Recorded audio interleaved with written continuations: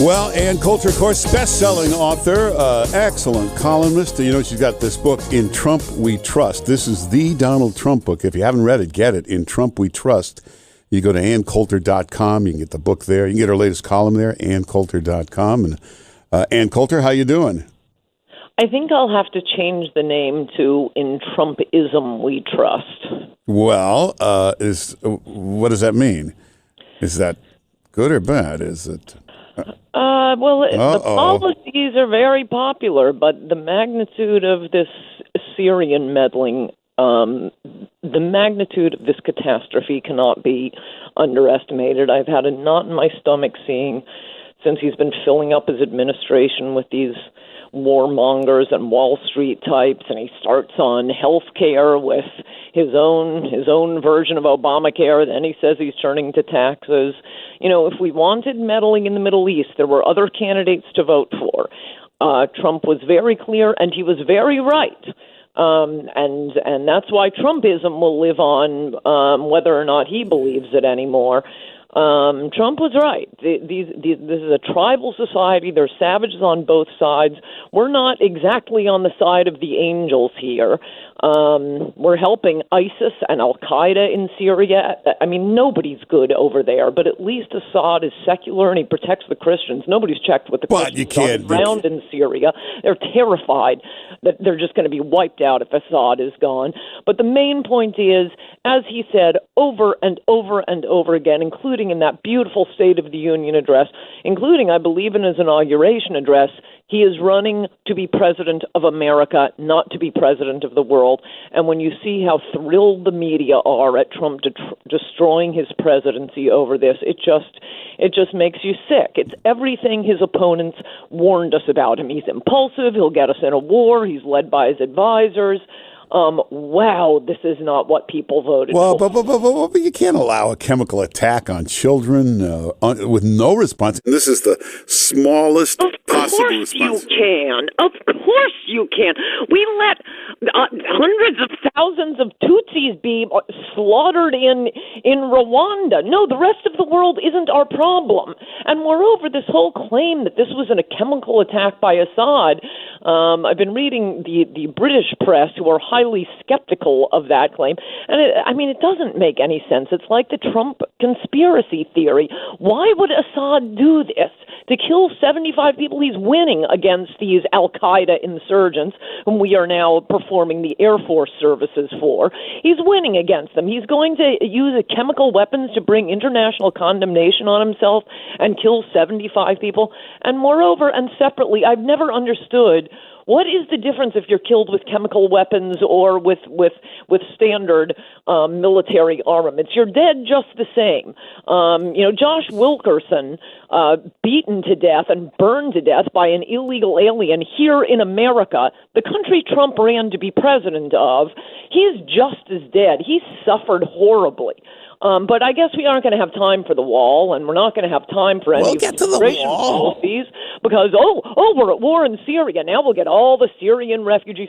No, we may as well have had Jeb. Well, now wait, I think you're getting a little carried away here. We will still have the wall. We'll still have all that. And we know it was no. You can't expect him to deal with the wall when he's busy with the war in Syria. It's not a war. It's the smallest possible response. We do know it was Assad's planes. They watched them take off in real time from that base.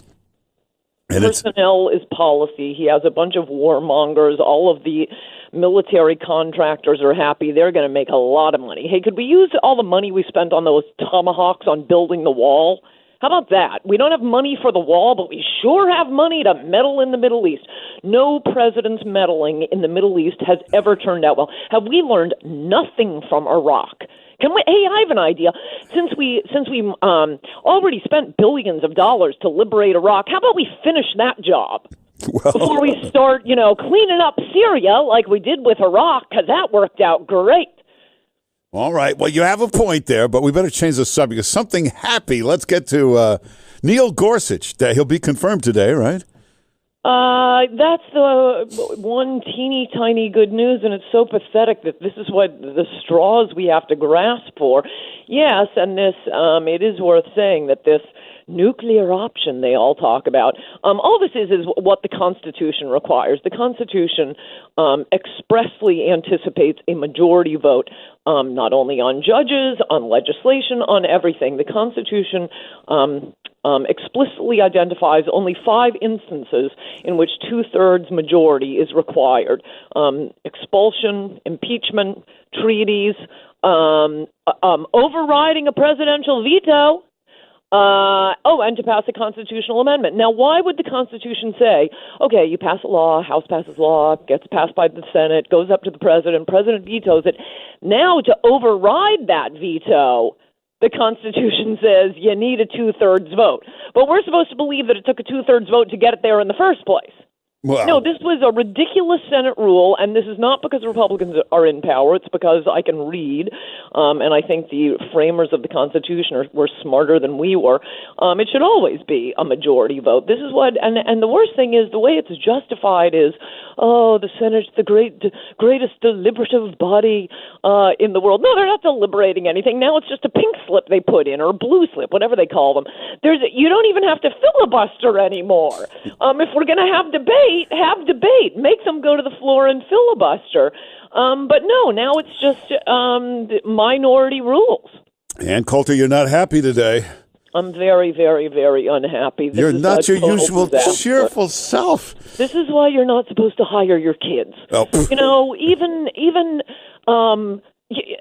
JFK, Bobby Kennedy was an impressive person, and yet the media managed to take its nose out of JFK's butt long enough to criticize JFK for one thing. What did they go crazy over? Hiring his brother.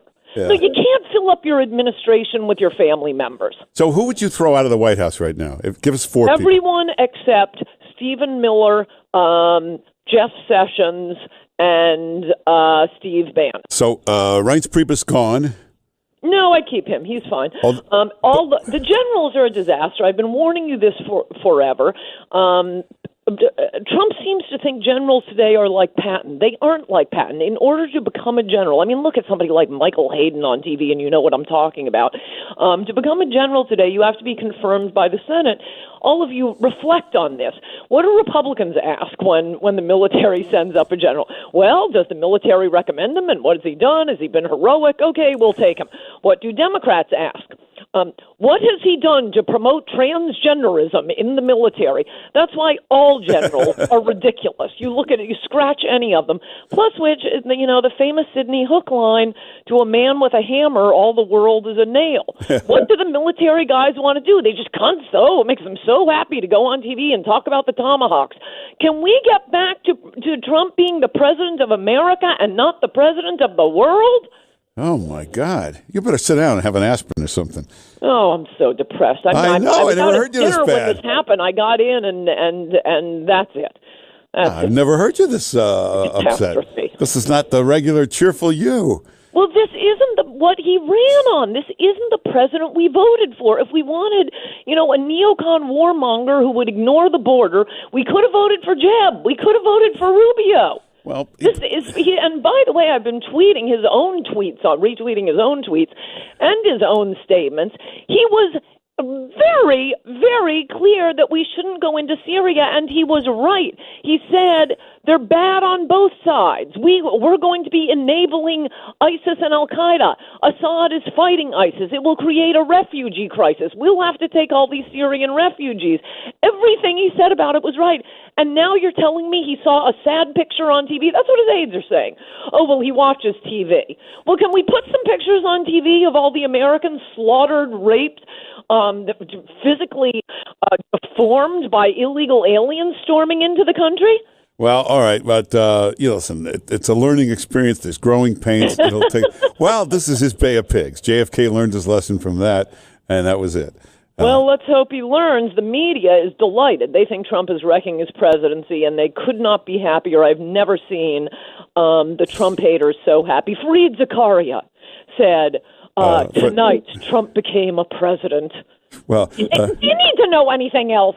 yeah, that's true. Fareed Zakaria, who they always call the Muslim Al Sharpton, one of the crazy. Sharpton smarter. Yeah, it's Sharpton without the charm. Well, everybody check out AnnCoulter.com, and you can get her latest column there. And always follow Ann Coulter on Twitter and Ann Coulter at Facebook. Are you on Instagram? You're not on Instagram yet. No, everyone tells me I should be, but that's photos, right? Yeah. Twitter is perfect for you. It's one of the best accounts on Twitter. I love Twitter. Yeah, Ann Coulter Twitter. And, of course, go to AnnCoulter.com and get her book, In Trump We Trust. Do it now before she pulls it off the market. In Trump We Trust. Trumpism we still trust in. All right, and go to AnnCoulter.com. Hey, Trump should read that book. He has. He used to hold it up during He should be reminded of what made him great. That's true. Oh, actually, his Adios America used to hold up, but he loves your books. So, In Trump We Trust. Ann Coulter, thanks for being with us. Good to talk to you, Mark Simone. All right, bye-bye. Take care.